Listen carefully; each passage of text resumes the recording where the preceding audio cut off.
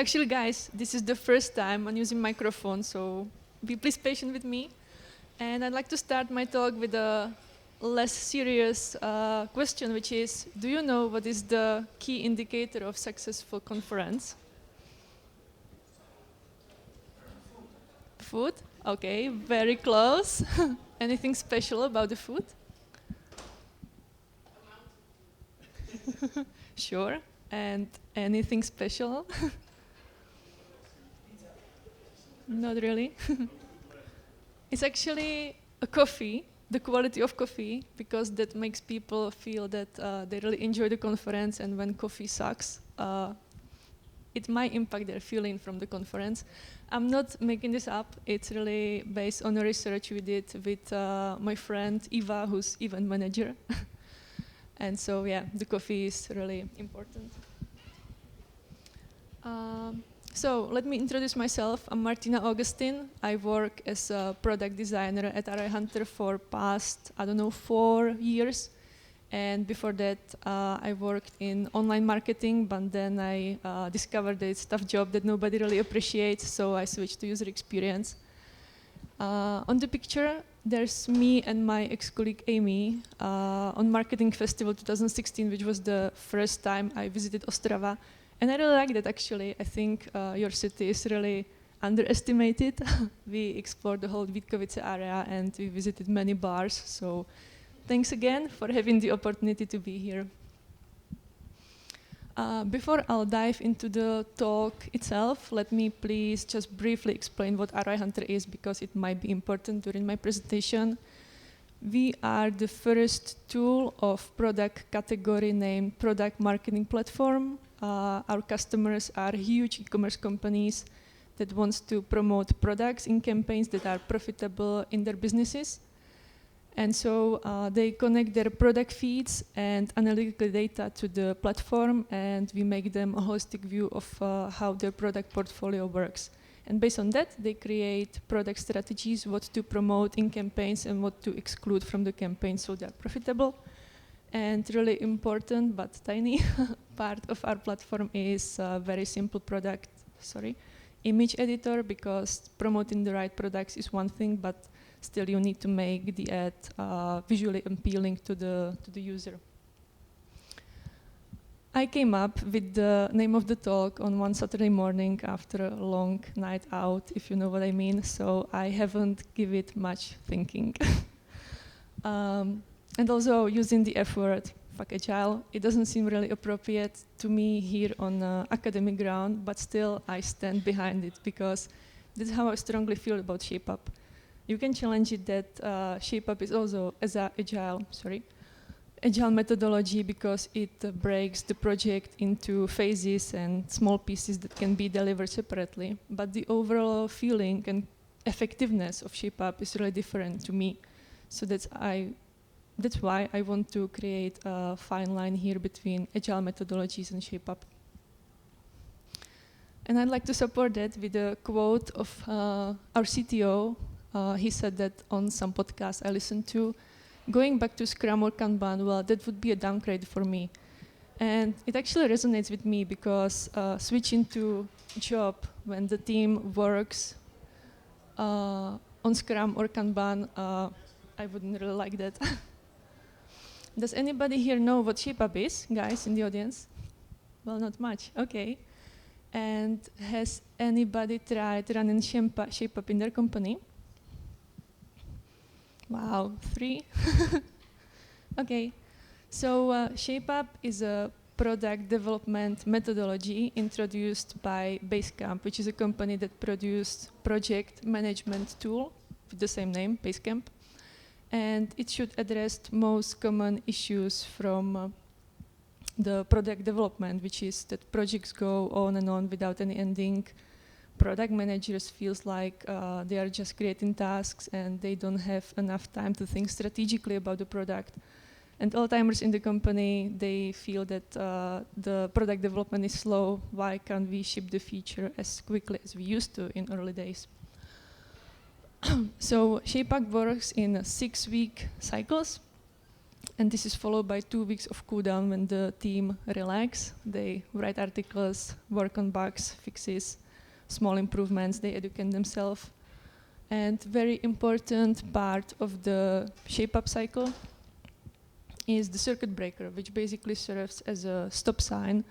So when there's a risk that the feature won't be delivered in that time period, the work should be stopped and the work should be thrown away, actually.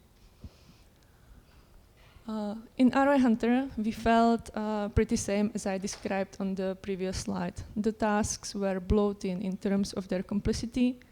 Our product managers felt they are just creating tasks to feed the beast, and also our founder was pretty unhappy with the way we were shipping features.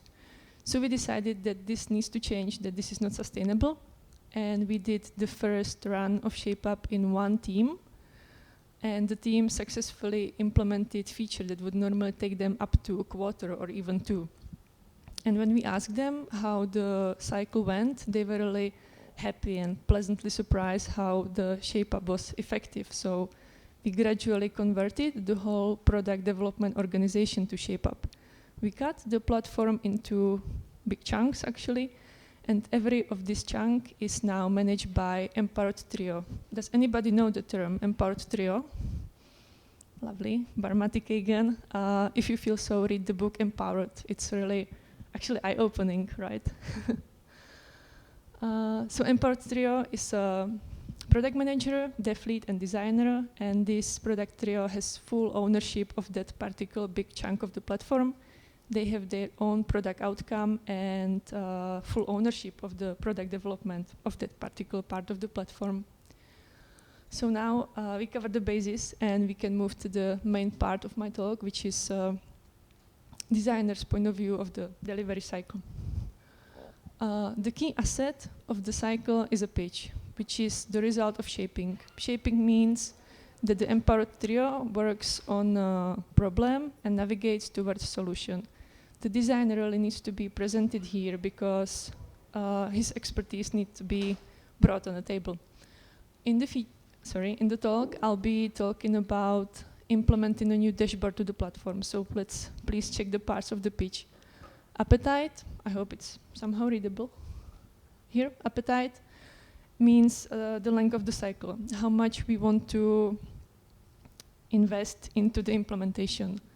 The team means specific roles, who is going to work on the feature. Problem is what we're going to solve. This is something the whole team needs to understand before they dive into the cycle.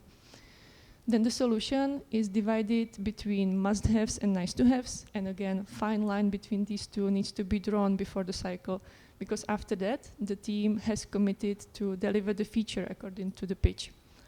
Rabbit holes, well, I guess that's pretty clear from the naming. The pitch owner just warns you against possible problems. No-goes is something you shouldn't do at all, and the release plan is something that needs to be decided before the cycle starts, before they dive into the work itself, because they need to know if they should release the feature right away or if it should be available on whitelist. A FedMarker sketch, a FedMarker sketch is very important part of the pitch, so that's why I put it aside. It's basically a visual representation of what we're going to implement, but using FedMarker sketch. FedMarker. The low fidelity is very important here because we need to leave enough space for designer for the creativity. So as I mentioned, we'll be talking about introducing new dashboard.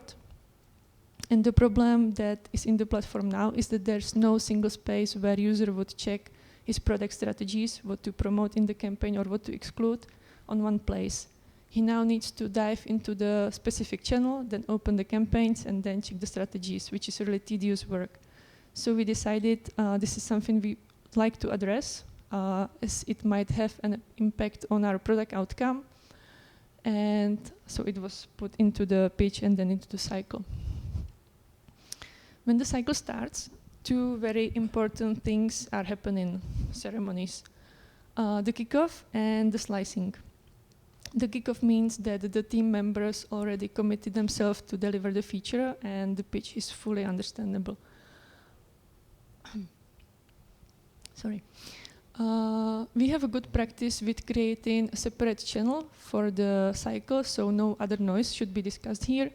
And we link there the cycle assets, the link to Figma, the page, the slicing, so that anybody from the team can access it.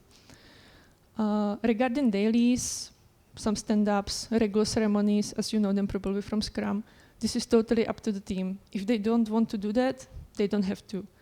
We have a good practice with using Slackbot for written dailies instead of dailies in form of meetings, because they break the focus, and focus is really important here during shape-up. The slicing is extracting the rough parts of the solution into smaller chunks, pieces, slices, that can be delivered separately. According to the book, you should start with the slice, which is like the biggest one, the slice with biggest unknowns, because at the beginning of the cycle, you have the most time to solve it. So let's go through it together. The first week is the table, second week, the graph, third week, date picker, fourth week is the milestone of usability testing, fifth week, high fidelity and fixes from usability testing, and the final week is usually for handing over the solution to the Q&A testers. First week demo. Once the team dives into the work itself, usually as an outsider, you don't see much activity, because they work very closely together, navigating towards successful completion of the first slice. But we have one rule, which is on the demo, first week, you need to have something to show. Usually the CTO is invited here, so he is assured that the work works fine. And the demo, it doesn't have to be pretty, it doesn't have to be 100% functional, it doesn't have to show customer data yet. But you need to have something ready to show as an assurance for the stakeholders that the team works fine. I'll now move to the part where I spotted most discrepancies when I spoke about shape-up to other companies and other designers, which is the usability testing. Some companies, they do usability testing in cooldown and then final implementation during the cycle. And some companies do both together in the cycle, as we do, but you really need to master the process, which means agree with developers that they are able to have the environment ready on testing branch. This is something we do in ROI Hunter across almost every teams, that we don't do Figma prototypes, but we test the low fidelity implementation on testing branch on GitHub or something. It's a huge benefit for data-rich companies as we are, because when you share the link to GitHub to your user, he can use his own data. Because when you use some mock data, it might skew you the results of usability testing, because then the user doesn't test your solution, but his understanding of your mock data. But first, you need to agree with the developers that they are able to deliver you the low fidelity on a branch at the time. You need to know that in advance, because otherwise you need to have enough time for preparation of Figma prototype. In B2B, it might be difficult to get you enough participants for usability testing, so you need to start recruiting in advance. Ideally, start during the first week, because then in the fourth week, you can just fully focus on usability testing and you don't need to hunt some participants. Still, it might happen that there are not enough participants, and in that case, we usually work with our customer success managers, because those are the people that are in daily touch with our customers, our users, and they know their way around the product. But still, they might be biased, so it's up to the designer to decide how to handle the situation when there are not enough participants. For example, you can release it on a whitelist as some exclusive beta feature, and then get back to the users once they play with it a little bit. Okay, so here I'd like to show you how the low fidelity on testing branch might look like. It's not pretty, but it's functional. It's showing the customer data. So even with this, after the 4th weeks of the cycle of the implementation, we already delivered a huge value to the customer, because previously there was no time when he would check this data in one place. He would need to switch the channels and the campaigns, which was a really tedious job. All right, I'll now move to the final weeks, because those are more interesting and frenetic ones for the designer. I usually conduct the usability testing alone, without developers, but I share them early findings and results, because it's usually highly motivational for them, and they are usually curious how the solution works. The final high fidelity should be done after that, because the fixes from usability testing might impact on how the final solution would look like. It might seem that the designer is pretty busy in the first 5 weeks, but actually the 6th week is the most frenetic one, because developers and the designer hand over the solution to the Q&A testers in the 6th week, and usually Q&A testers, they usually find another problems that might block the release. So in the 6th week, the team works now again very closely together, because they're pushing it for the release.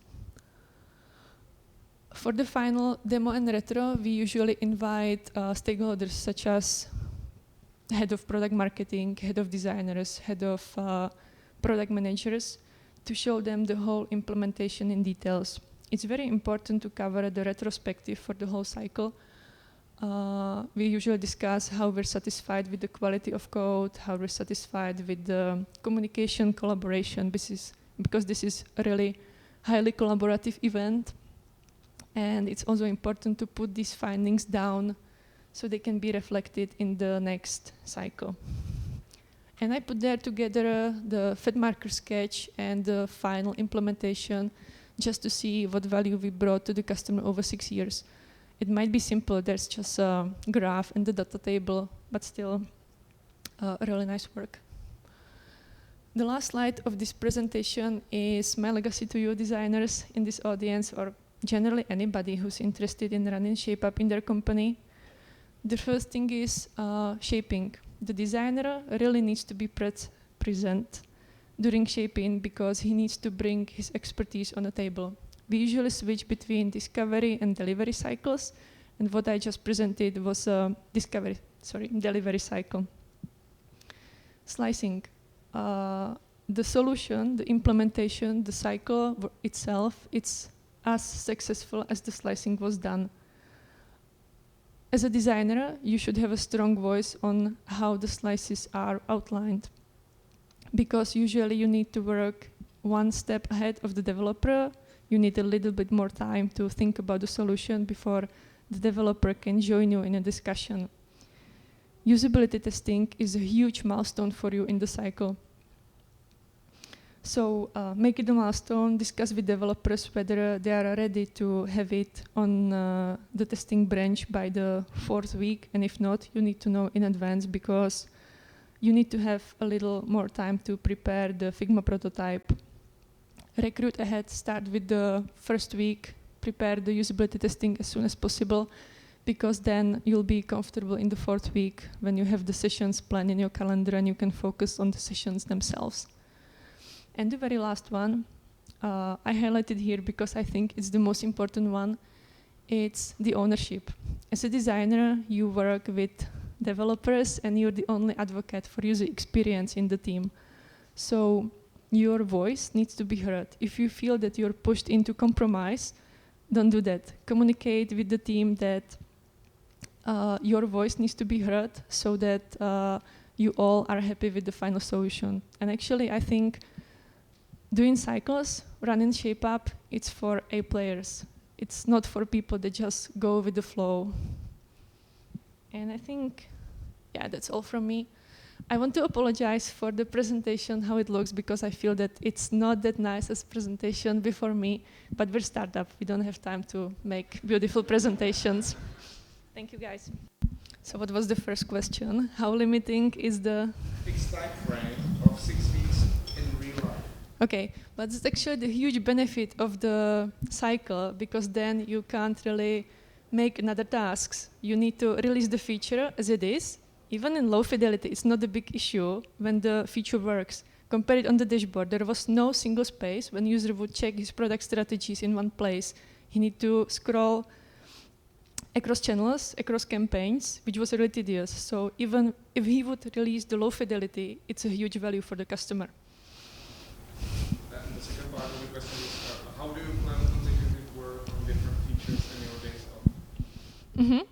So before every cycle, we do betting, which basically means bringing possibilities, options we can work on. And this is actually related to how we work in general, which is, again, empowered trio, and we have opportunity solution tree. So every consecutive work needs to fall out of the tree. Thank you. Is it suitable for startup building new product? I think it made us really effective, to be honest, because before that, I think we were just confused. Every other team would run Scrum, Kanban, we were not synchronized at all, and now the whole product of development organization, which counts to 20 people, I think, they are on the same schedule. So, yeah, I think it works great for us, actually. Thank you. How do you handle cycle distractions in ShapeUp, like breaking bugs, supports, etc.? So one member of the team, front-end developer, back-end developer, it depends on the team itself. If it's more focused towards front-end or back-end, is usually reserved for bug duty. So there is one person who is not in the ShapeUp, in the cycle, but he works on bugs. How did you get as a company to ShapeUp methodology? Actually, I read it. I got it recommended from my husband.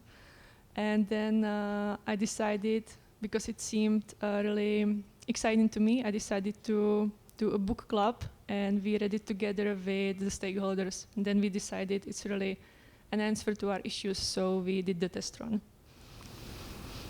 And we have a time for one more question. So, are you using Basecamp as a project management tool?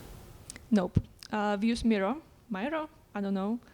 And this is up to every team how they do the opportunity solution tree, or in general how they do prioritization. That's it. Thank you. It was Lovely. Martina Augustin. Thank you, guys.